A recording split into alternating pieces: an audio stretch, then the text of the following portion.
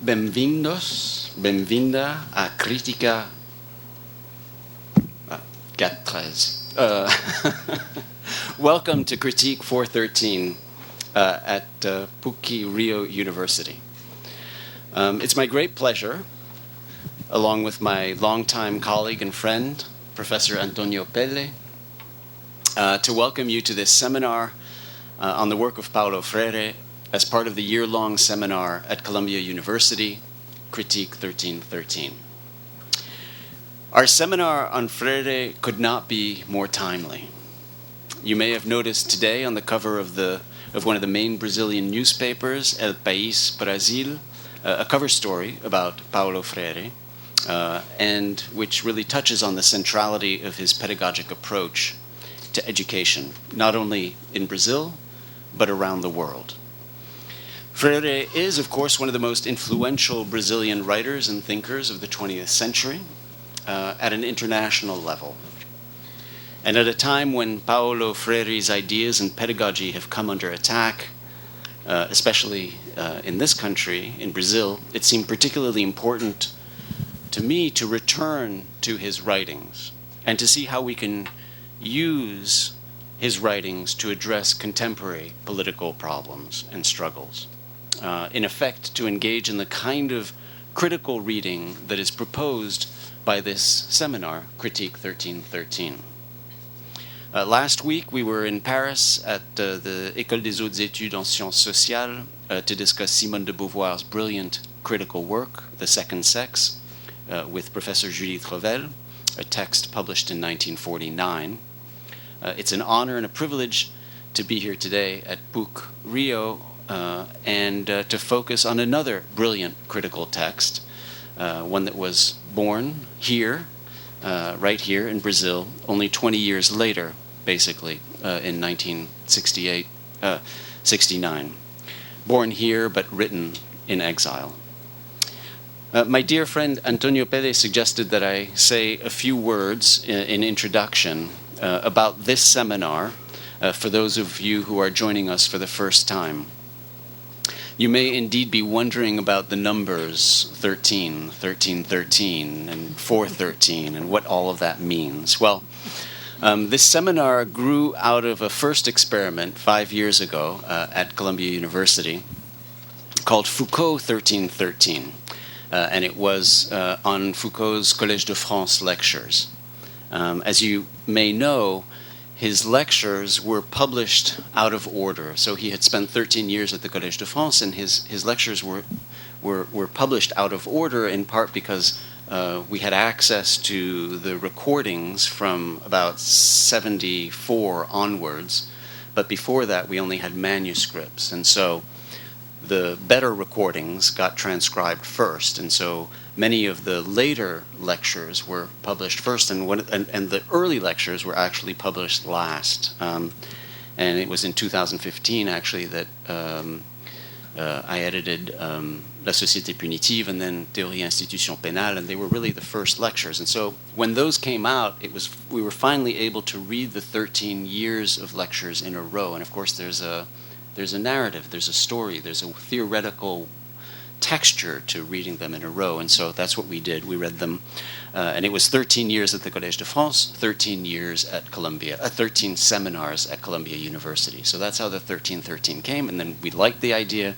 We did Nietzsche 1313, and this year last year we did Praxis 1313, so 13 seminars on 13 different texts, and this year it's Critique 1313, which means really we're returning to key critical texts, 13 key critical texts from the 20th century, not just to historicize them, but to see how we can find new elements in them and redeploy them to our contemporary critical struggles. So we're developing, in a sense, a method of critical reading which engages the text in a different way, in a way that really tries to move it forward, we return to a text in order to go forward.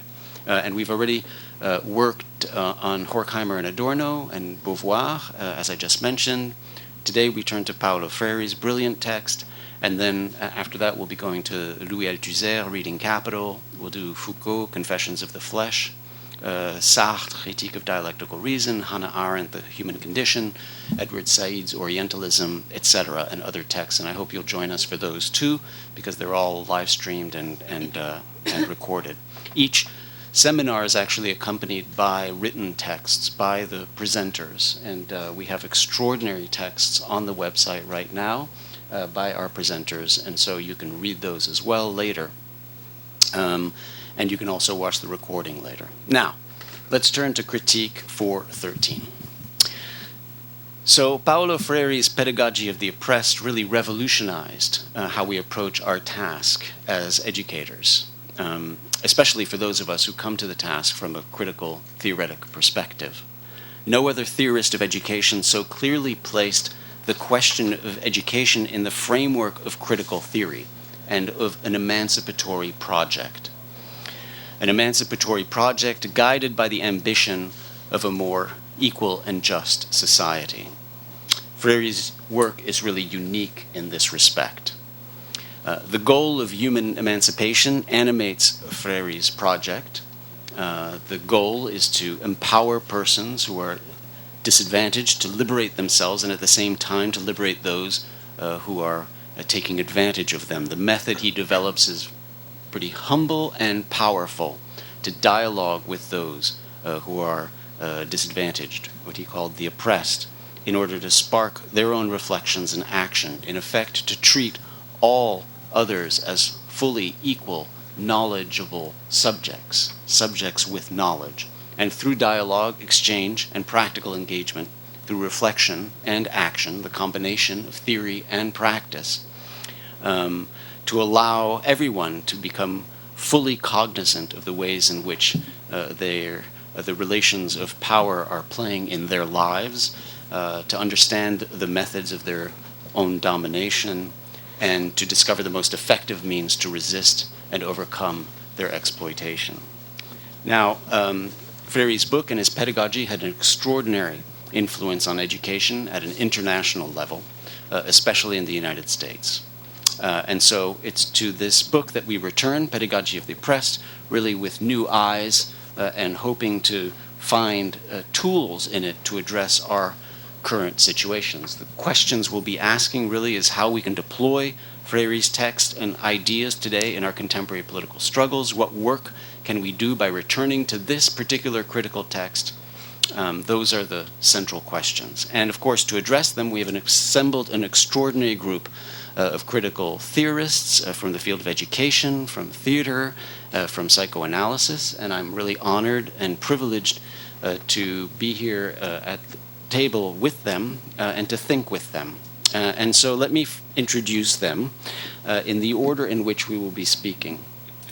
And because one presentation will be in Portuguese, and so we'll put it a little bit later. We're going to start with Maria Inês Marcondes de Souza, who will be starting right after I finish talking. She's a professor and the director of the education department here at the Pontifical Catholic University, or PUC, as you say here, right? We say PUC in America, but it's PUC here, PUC-Rio. She's also the Brazilian representative of the International Study Association on Teachers and Teaching, and has been a visiting scholar at the University of Cambridge. She's a specialist in Paulo Freire's approach to education and recently published an article on Paulo Freire as international author in the academic journal E-Curriculum of the PUC. And she has co-organized, is this the monograph? This is the on the education of Paulo Freire, but this is the, this one's the pedagogy. Oh, that's the last edition. Oh, okay. But she has also co-organized a monograph on the education of Paulo Freire in the Latin American context, which came out at Belém in 2018. After Maria Inês will speak, we'll then hear from Alessandra Vannucci, who is a theater director and a professor in the theater directing department of the Federal University of Rio de Janeiro. She also coordinates the laboratory on aesthetics and politics and was previously a professor here at PUC-Rio. In Brazil and in Italy, she has produced and directed more than 30 theater productions largely inspired by the theater of the oppressed and the living theater. Her scholarship deals with the works of Augusto Boal, Pier Paolo Pasolini, Machado de Assis, Adolfo Schelli, and Giordano Bruno. She has published several books, including The Italian Mission, Histories of Generation of Directors in Brazil, and A Baritone in the Tropics. So, thank you. After Alessandra, we will hear from Cecilia Tumim Boal, who is we're very honored to have on this panel, who is a psychoanalyst, theater director, and actress. In 1966, along with Augusto Boal, she participated in the Arena Theater in Sao Paulo and engaged in performances across Brazil, Latin America, and Europe. In 1982, she received her psychology PhD at the Sorbonne in Paris. In 2010, she founded the Augusto Boal Institute, designed to preserve and publicize the work of Augusto Boal, such as the new publications of his books, his theater plays, his seminars, and other public events. And we'll put a link to the Institute on the website. So thank you for joining us. And then my dear friend, colleague for over a decade now, and professor of law here at PUC-Rio, Antonio Pele, will speak. He's previously taught at the Carlos III University of Madrid. He was a visiting scholar at the University of Chicago, at the Center for Human Rights, which is where we met about 10 years ago. His scholarship intersects Michel Foucault's work, The History of Human Rights, and continental philosophy. Here at PUC-Rio, he teaches human rights and critical theory. He's been a longtime participant in the 1313 seminars. He's published 3 books on the history of human dignity and has co-edited last year, 2018, a book in Portuguese called Human Rights and Neoliberalism, Dangerous Relations. He's currently working on a book project on human dignity from a Foucauldian perspective. So, let me turn the microphone over then first to Maria Inês Marcondes de Souza, who will talk about the pedagogy of the oppressed and the importance of this book in an international context.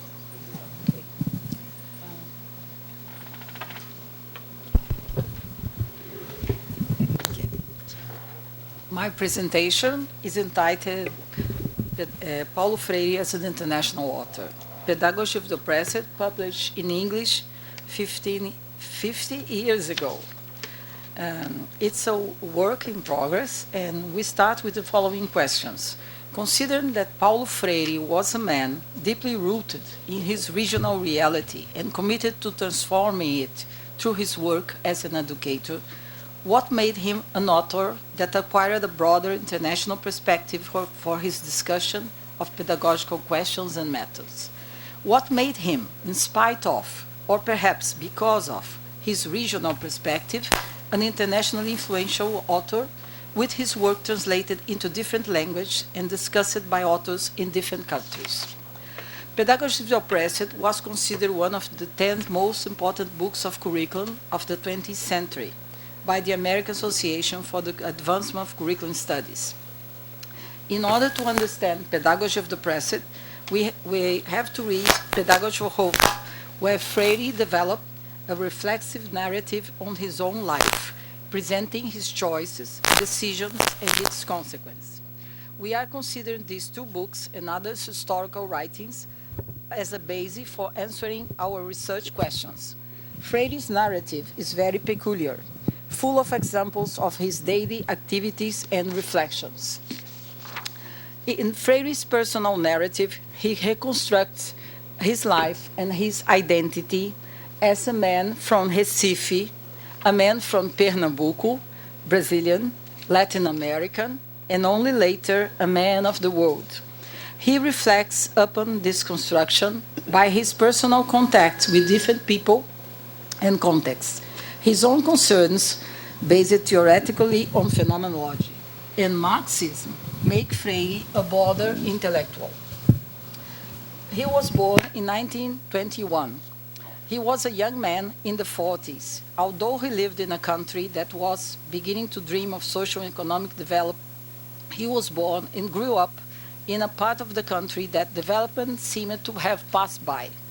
His parents had not been the poorest in the region, but the Great Depression and his father's ill health left its mark, forcing the family to relocate from Recife to the nearby town of Jaboatão, where the cost of living was lower. Freire's father died when he was only 13, however, left the family in even more difficult circumstances.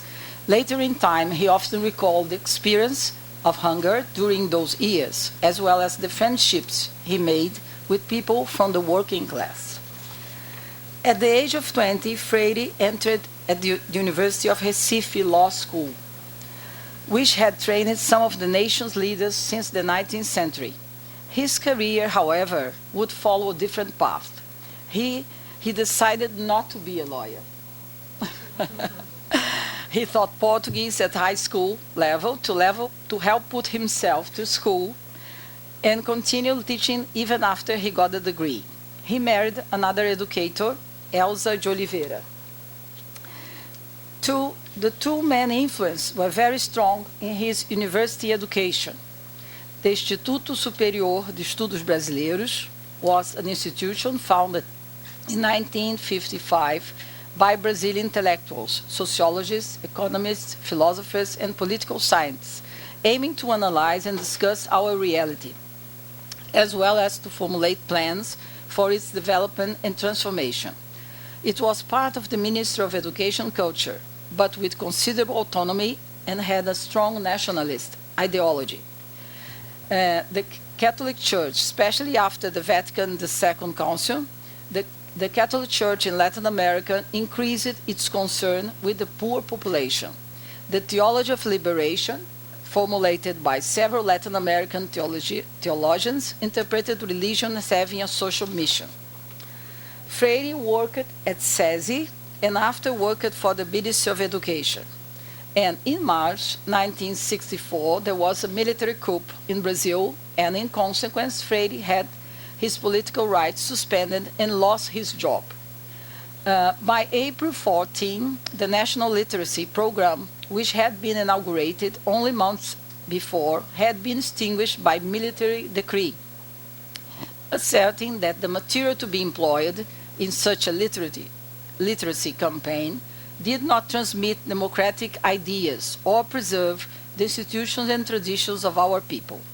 Freire was officially relieved of his duties on 20 of April and imprisoned on 15 June.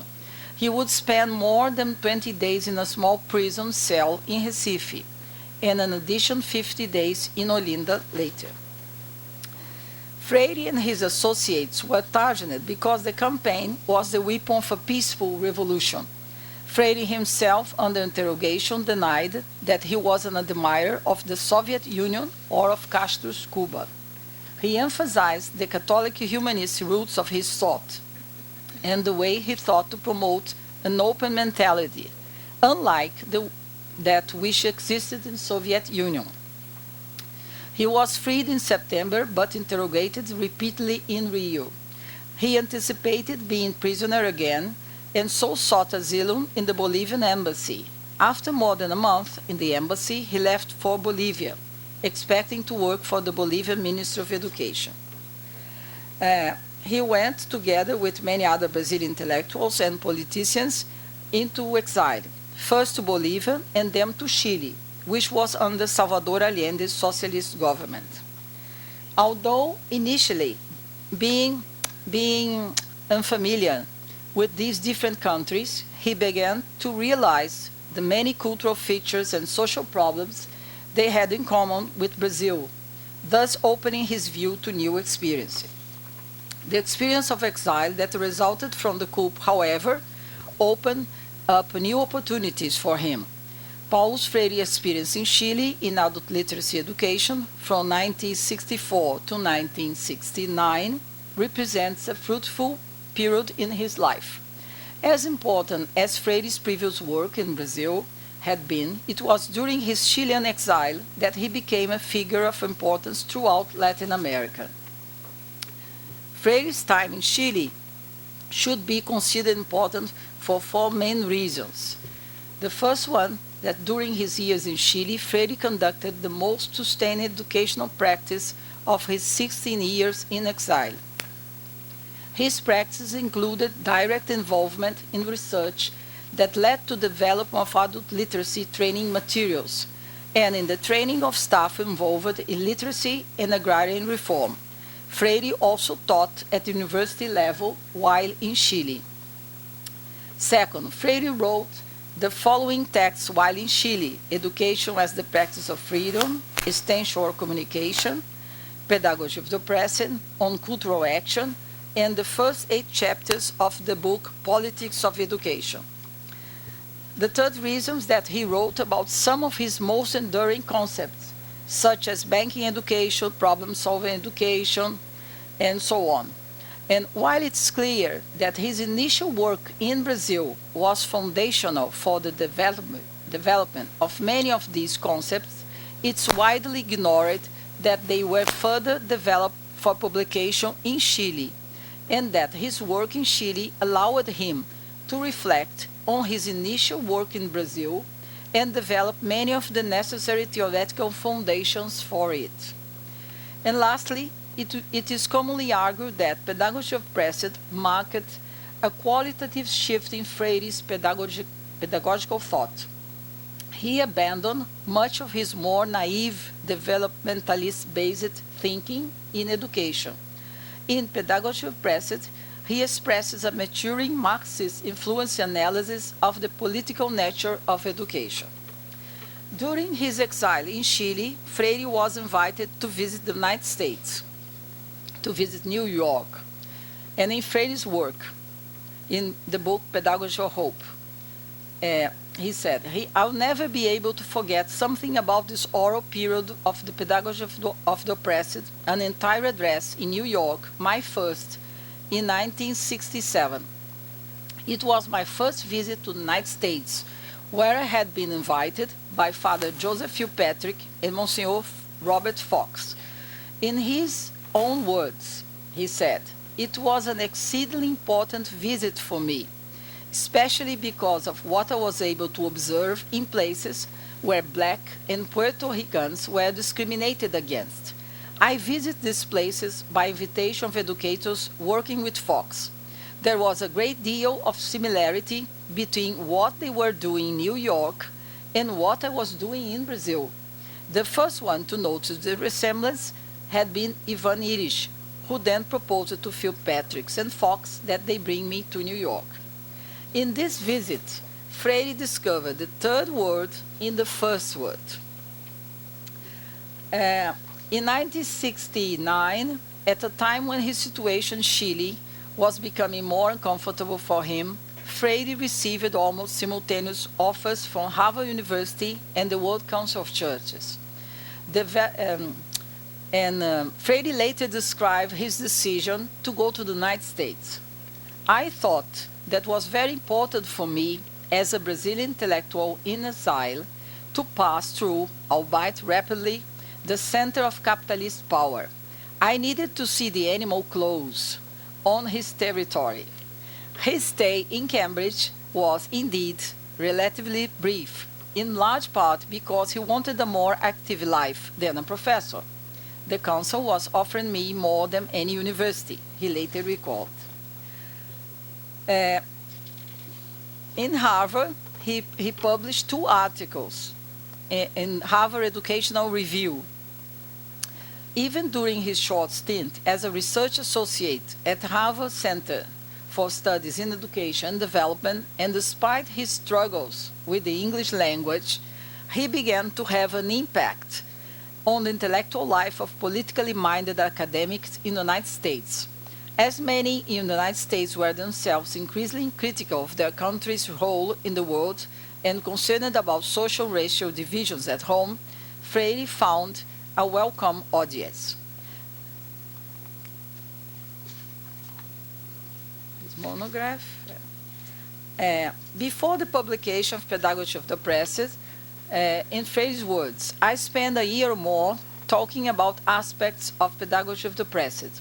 I spoke with friends that visit me. I discussed it in seminars and courses.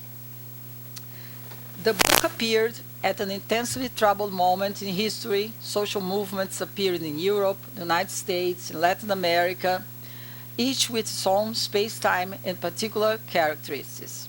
In Europe, there was the struggle waged by the Greens to protect the environment. Coup d'etat with a new face in Latin America. There were the guerrilla wars in Latin America, the base communities, the liberation movements in Africa, independence for former Portuguese colonies, the battle in Namibia. There was the Vietnam War and the reaction in the United States. There was the fight for civil rights and the climate of the 60s, and the area of political culture overflowed in the country into the 70s. The publication of Pedagogy of the Oppressed in English in 1970 opened many doors for Freire, and in the following 4 years, there was edition of the book in Italian, French, German, Dutch, and Swedish. The English edition circulated widely in Africa and Asia. Throughout the 70s, Freire continued to visit the United States, holding conferences with people like peace activists and meeting community workers, church groups, and academics. The book's content: the justification for a pedagogy of the oppressed, the banking concept of education as an instrument of oppression, the problem-posing concept of education as an instrument of liberation, and dialogues, the sense of education as the practice of freedom.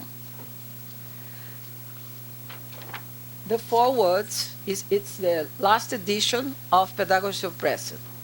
The first edition in English language was published in USA, and the 4 words were from Richard Shaw.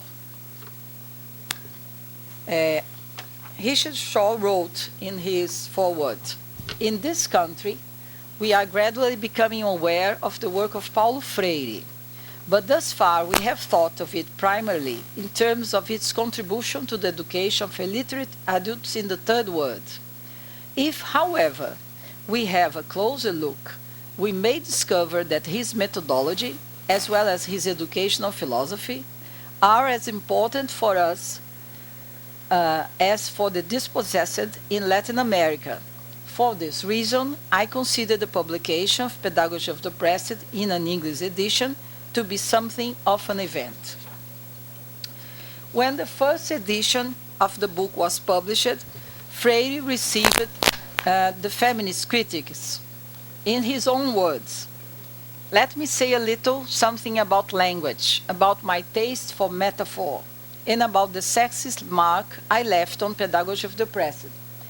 I shall begin precisely with the sexist language that marks the whole book, and of my debt to countless North American women from various parts of the United States who wrote to me from late in 1970 into early 1971, a few months after the first edition of my book had come out in New York.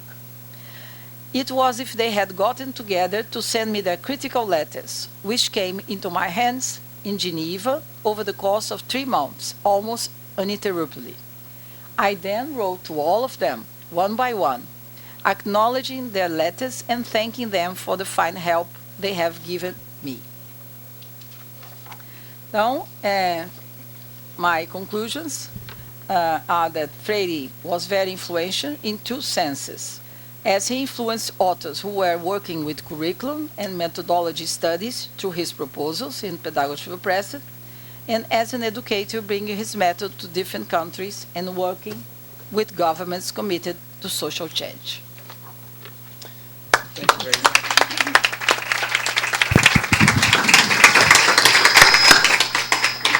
Thank you very much, Maria Inês. That was extremely helpful. Also, and it picks up precisely on a few points that we're going to be talking about. One of which is, of course, the back and forth, the important back and forth between Brazil and the United States, and the way in which Freire himself kind of as you said, discovered the third world in the first world, but also the way in which Richard Schall thought that what could work in Brazil could also work in the United States, so that back and forth, and also the important question of of gender and the questions of relations of power, which then complexify the pedagogy of the oppressed. So I'm hoping that we'll come back to that in a moment. But next, let's hear from Alessandra. You need to turn it. Thank you. Good evening. It's such a challenge to speak here during the Flamengo game and in second time before Cecilia Boal, which of course is, and all these people that I'm really interested in listening. And I will read, because the third challenge is to speak in English, which is quite a challenge. Then it's art as a cultural action for freedom. And I will speak more about Boal. And the Boal Fames was internationally established in 70 with the book Teatro do Oprimido e Outras Estéticas Políticas, Theatre of the Oppressed, immediately translated into various languages. This was written when he experienced new practical paths trying to overcome some politically engaged characteristic of his theatre production in the 60s. Instead of political theatre, Boal began to understand his work as a multiplication of aesthetic tools at the disposal of political struggle.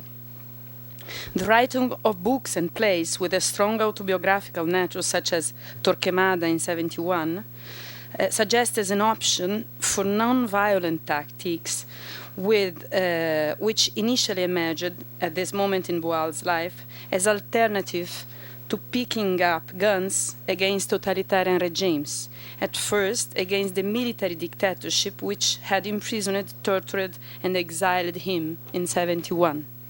Instead of a repertoire of plays, began to accumulate a collection of techniques, more specifically an arsenal, as he calls, of theatrical weapons, an arsenal of theatrical weapons, which could be used for fighting and resisting by oppressed classes and groups. New techniques and variants had been added to this arsenal of the theater of the oppressed during Boal's exile in Latin America and Europe, in contact with various modes of oppression and in dialogue with various contemporary proposals and pedagogical practice. Fundamental among these was Boal's dialogue with the Pedagogia dos Oprimidos, Pedagogy of the Oppressed, of the compatriot and fellow exile Paulo Freire, published in 1968 in Brazil and translated as well into various languages, as we heard. Similar to Freire in Education for Freedom, Boal's methodology was based on the understanding that human socialization process, such as instruction, information, education, incorporates behaviors imposed or induced by hegemonic mechanisms such as school, media, state, and theaters, which tend to mechanize bodies and inhibit subjectivity. In one word, tend to dehumanize the human, which is a very Freudian expression. With society itself being oppressive, it is essential for both of them that oppressed people recover their humanity to free themselves. Then no one frees no one, but it's important that one prepares to be free. Art emerges as a possible remedy, or better, an antidote, capable of awakening the desire for subjectivation and participation of citizenships in practice of coexistence, which valorize the searching of new forms of learnings and transmitting knowledge. Boal declares that citizens are not the ones who live in the city, but those who transform it. He declares that an artist is all and any citizens who, sharing its means of production, makes art an instrument of citizenships. The arsenal of techniques which Boal in these successive books has been giving a theoretical framework indissoluble from the liberating practice which fed it, is a platform for the concrete exploration of utopias. In fact, millions of people on 5 continents apply the method as a tool of political struggle and transformation of social stages and scenarios. In the panorama of arts, it stands out due to its inclusive methodology, accessible to any person without any prerequisite, available to being appropriated by activist communities, as well as studied in big universities. However, this is related to its pedagogical prerogatives, much more than to its aesthetic differential. In this field, Boal's consecration coincided with a certain crystallization as an object of study dated to the achievement in the political theater in the 60s, Teatro de Arena and all these important things. But over decades successive and coinciding with this long exile, the method evolved in connection with the aesthetic reflections contemporary to it. Marked, in this case, the art in 70, 80, and 90, by an insurgencies of proposals not in compliance with the current order. We can make reference, just to make this panorama clear, on one hand to artists such as Elliot Sica and Richard Schechner. They are different, but I will try to make a connection, in the dynamic of the New York counterculture, where Boal met the former in 71 and frequently met the latter, Schechner, over the following decades, which the two valorize rather than the product, the artwork, rather than this, the human interaction processes which are provoked by its performance, to such an extent that the perceptive and cognitive relationships between creators and spectators becomes much more essential than the artwork itself. In the case of Elliot Sica, the artwork doesn't exist at all. This understanding expanded the field of fine and performing arts in an aesthetic regime, which we can describe, following Nicolas Bourriaud, for example, as relational, which means art is being capable of generating new forms of social relation and community. On the other hand, about the same panorama, we may reference to the return in contemporary art of synesthetic experience, which had been drastically reduced by the affirmation of testocentric culture in modernity, in theater and in other arts as well, whether in the theater or other arts. A reduction, then, which from the current approach, following, for example, Jacques Rancière, can be labeled as an epistemological deviation. These 2 points, the displacement of interest in the work, the displacement of interest from the work to the relationship provoked by it. This is 1 point. And 2, the expansion of performance from mere representation to the synesthetic and sensitive field, accessible to any person, even illiterate, then the second point, are points which highlights and differentiates Boal's artistic trajectory during his exile and after his return to Brazil in '86. Moreover, Boal, during and after the time he spent in France in the 80s, possibly attuned to structuralist thought, deepened this theoretical and practical reflection on the function of art and artist in the mass cultural industry. He has a special relationship with art and utopia. In the book Estética do Oprimido, published in Brazil in 2009 and almost contemporaneously in English, French and Italian, Boal deals with the regime of control, financial, media and economic system, which he describes as interconnected and at the service of capitalism, dressing this colonialism mask and, moreover, in new pattern of imperialism. Turning art into an industry, this empire, such as the name that Boals use, no longer invades territories, but brains. It monopolizes desires and inhibits the creativity of individuals with the aim of degrading them to consumers. Notwithstanding the Frankfurt School alert, especially Adorno, about the profit that totalitarian regimes, fascism and cultural industry take by mimetic arts, Boal does not align himself with the Adornian negativity. He did not theorize the end of art once reduced to merchandise. To the contrary, Boal affirms the need to reclaim art as a language able to subverting states of oppression and generating community. This proposal is urgently autobiographic, in my opinion, since it explains the artist's option for art as a form of political activism and is renouncing artistic professionalism when it becomes exclusive. Moreover, the proposal has a theoretical impact, since it redefines the function of artists and revigorates the relationships between art and utopia. Then my questions are, how does Boal dialogue indirectly with philosophers who think about these relations, such as Foucault, Guy Debord, Hakim Bey, Rancière, with the difference him being an artist? How does Boal put himself in relation with artists whose work focuses on these relations, such as Antonin Artaud, Bertolt Brecht, with the difference him being Latin American?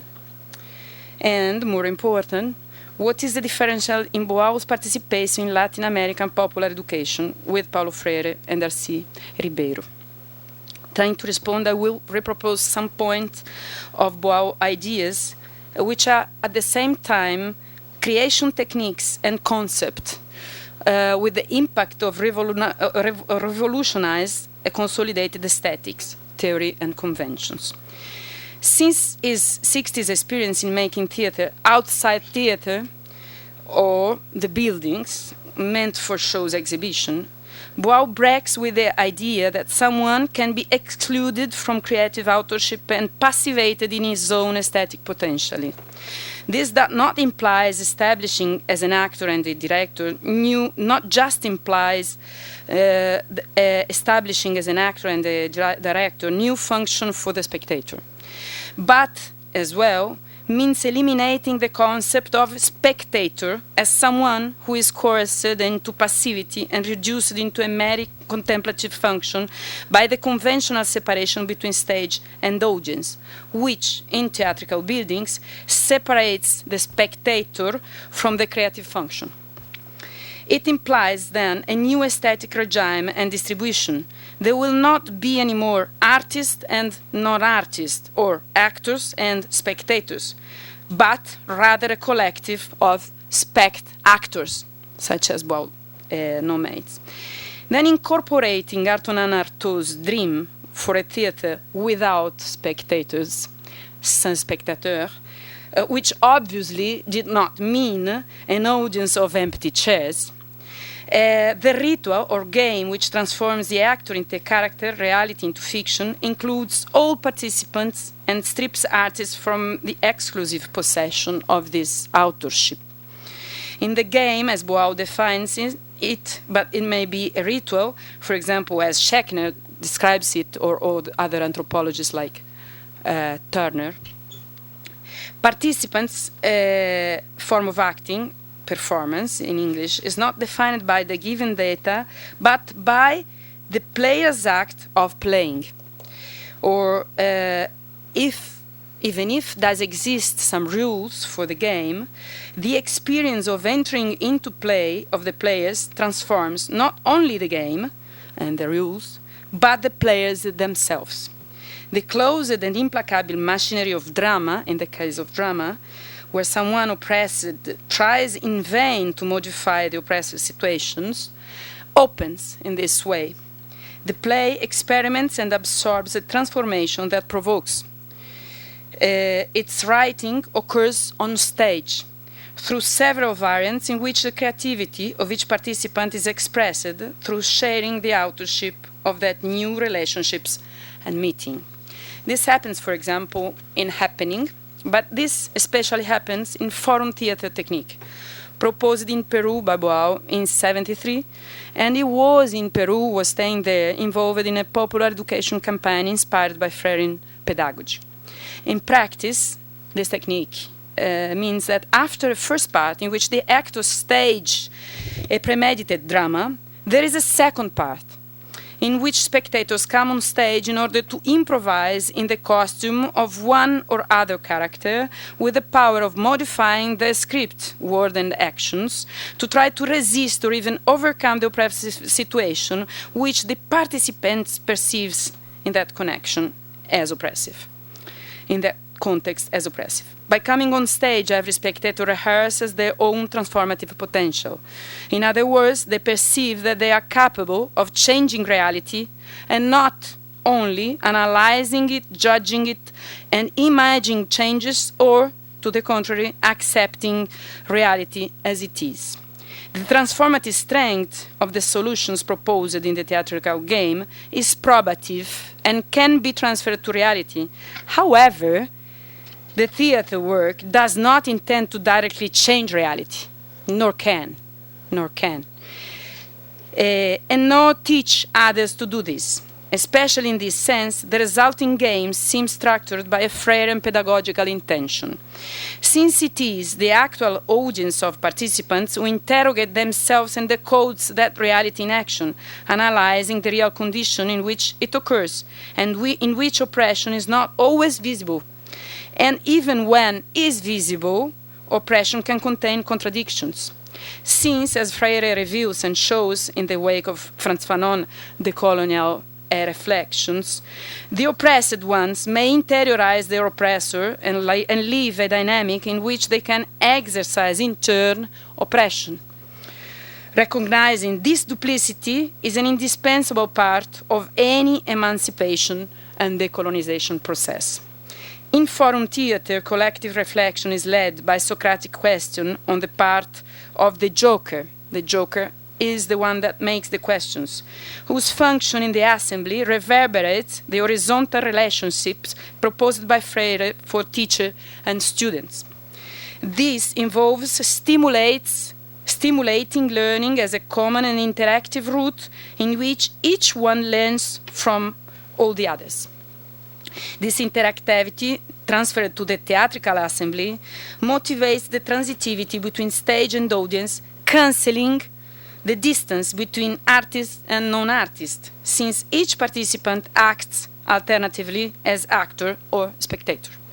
A spectator coming onto stage is a fact that displaces the plan of theatre and discourse onto the plan of action. If the audience recognizes oppression, what may be done to overcome it?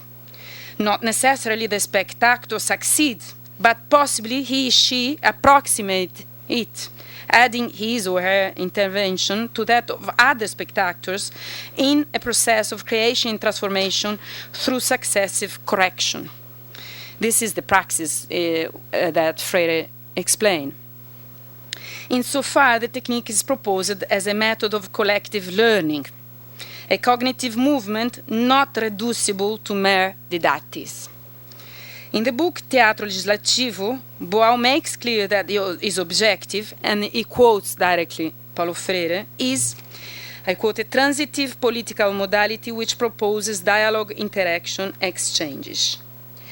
Besides, another reference is the dialectic concept proposed by Bertolt Brecht in his learning plays, Lehrstücke, sorry, the German speaker, which the dramaturg composed as scripts for interventions in trade unions and schools, aiming to stimulate political participation without using demagogical or pamphleteers means.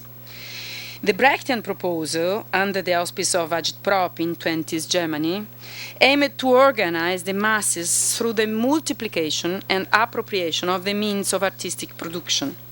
In Brechtian practice, works are activated as authors and producers, and Benjamin is there, of course, authors and producers, of this representation of the reality, which is to learn how to analyze a context of oppression from various points of view and to become aware of the possible changes.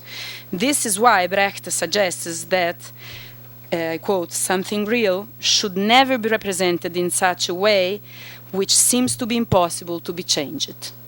Right? Taking a further steps forward, Boal then proposes that spect actors come on stage and put to the test the possible changes. It is in fact a kind of rehearsal of revolution which can be easily realized everywhere, such as in school, trade unions, and even in theaters, resulting in a gigantesque expansion of this technique. As we said, Boal's decision to share authorship intended to valorize the relational process more than the artwork itself. Of course, because he was already a very famous artist then. In other words, the desire to provoke relations which trigger subjectivation process is evident, opposing procedures that causes separation and subjections, whether in organized institutions such as school or theater, or in any other assembly context. Unlike the other relational experiences in contemporary arts, for example, this described in this book, in which the legitimation of art depends on the authorial system and exhibition in canonical places, such as museums and galleries, in the theater of the oppressive practice cited above, citizens become artists through the act of acting and creating, independent of the hierarchies possibly suggested by the author's signature and the fame derived from this. In itself, artistic practice inaugurates radically common spaces. It summons a community that is able of providing emancipation experience away from control devices exercised by states and ultimately by the society itself. Is what happens in the legislative theater technique, developed by Boal since 1992 as a vereador consular of the Municipal Council of Rio de Janeiro, after his return to Brazil in 1987 at the invitation of Darcy Ribeiro. During a session, what happens in this technique? During a session of forum theater, a team of real legal advisors is set up in order to draft bills after performative interventions and proposal by spectators. This reproduces the legal frameworks with the difference of giving speaking power back to the citizens artists who actually legislate, without delegating their power to anyone, nor submitting themselves to bureaucratic barriers which hinder representative democracy. Of course, it's fiction, but fiction as a cognitive power. The sequence of political action, the real one, after that, interacting with real democratic institutions, aims to guarantee continuity to the struggle for those objectives, and even managing to reach them if a law proposed by the community during the theater session is approved and passed in the appropriate instances of the legislative power. Insofar, the spectators community form a TAS, a temporary autonomy zone, une zone autonome temporaire, quoting the situationist tactics toward the psychogeographic guerrilla of the French 70s thinkers such as Guy Debord and Hakim Bey. In this, the community produces its analysis of the existing norms and proposes changes such as effective action towards the construction of rules in order to legitimate other ways of living. Through the relationships with pedagogically provoked instructors, art, fiction, in fact, is a tool of reinvention and rewriting reality. Boal's proposal is using art as a perceptive dimension, marked by ideal characteristics of coexistence such as isonomy, free expression, non-violence. A fully participatory ideal dimension of which the theatrical assembly is the concrete manifestation.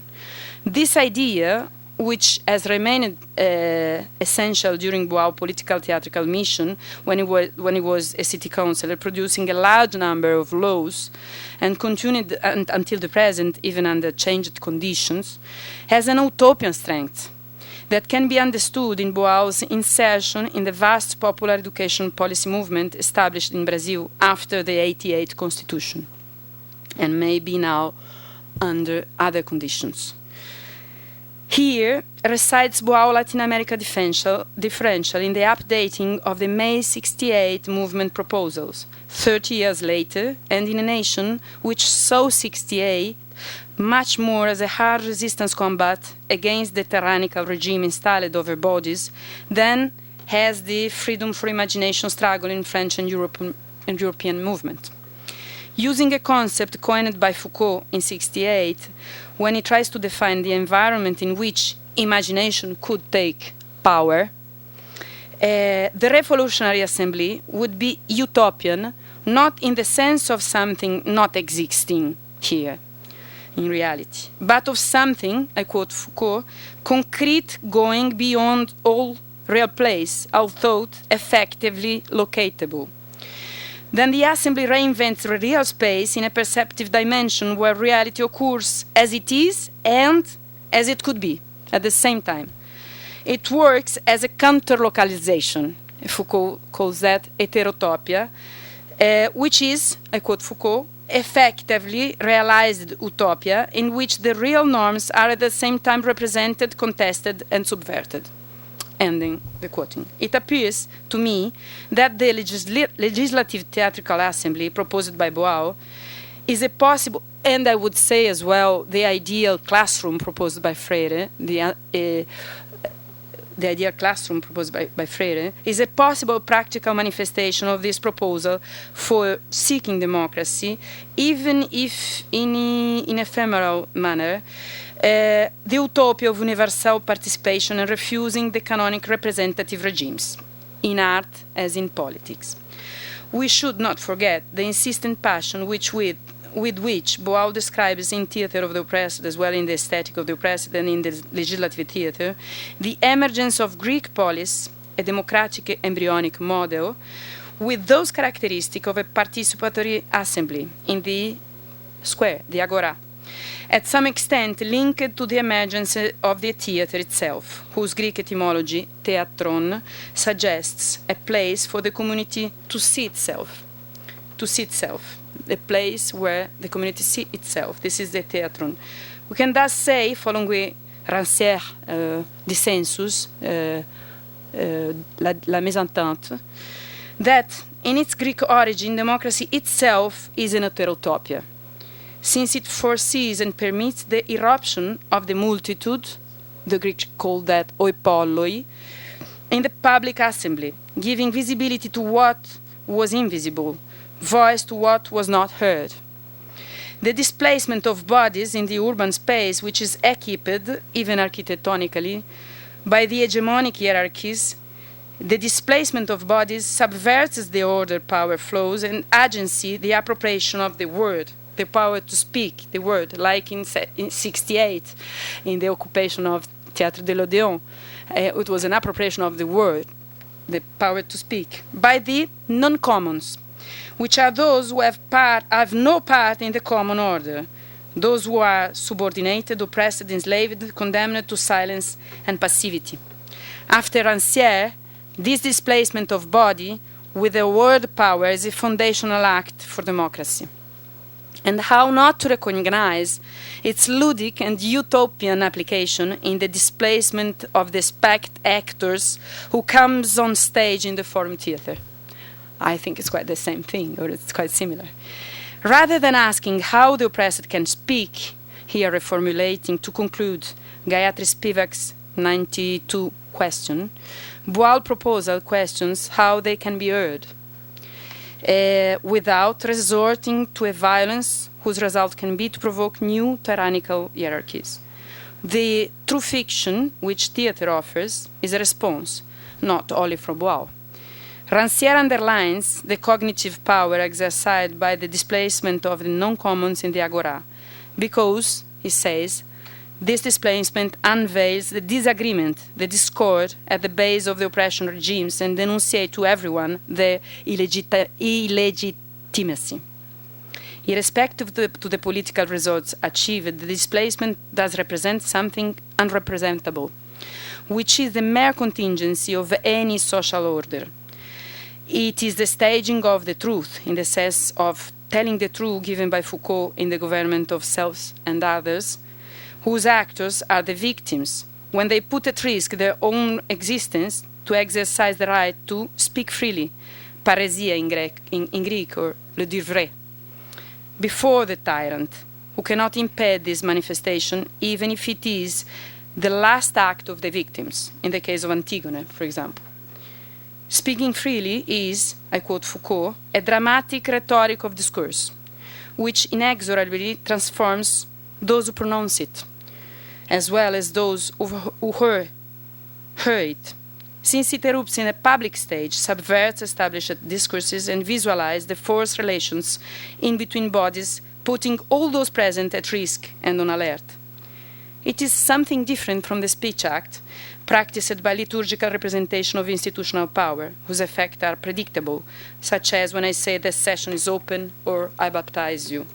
Instead of this, speaking freely has unpredictable effects, such as Cordelia's discourse in King Lear, which establishes an unprecedented pact between the last daughter and their almighty King Father, who has to accept what she says and the consequences. The act expands the body of those who do it. It amplifies the voice, makes it impossible not to be heard. So the body acquires a performative behavior. In other moments, dancing, singing, wearing masks, or adopting eloquent postures, and becomes, even if for just an instant, a spectacular body. Foucault shows this ephemeral spectacular mode of body by the example of the cynical philosopher when protesting in public space. Foucault says, they make the body a theater for the truth, even if it immediately costs their life. The spectacular body has then another objective, which is displacing, expanding, and amplifying not just the body, but the meaning of that individual protest in a political space.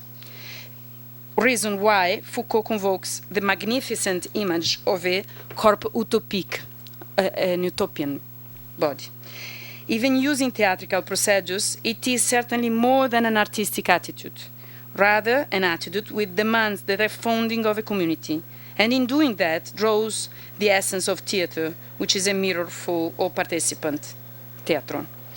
Then Boal's methodology and his long philosophical debates about the function of artists, what it is for whom is useful, seem to experiment in practice this reconquest of pedagogical essence in the Freirean sense, of the mimetic arts as a cognitive antidote to the manipulative use that hegemonic regimes makes of them. Theater as a cultural action for freedom. Theater as a tool for the emancipation of the community. Then the capillarity of global network of the theater of the oppressed, its expansive presence unmatched by any other theatrical methodology that may bring together one or other significant artistic group, but not millions of people, at some moment in the recent history appears to achieve what Rancière, in The Emancipated Spectator, advocates as a utopian phase of participation, where, and I quote him to close, the different types of spectacle are translated one to another, demanding spectators who are active interpreters and who write their own histories from then on. Thank you.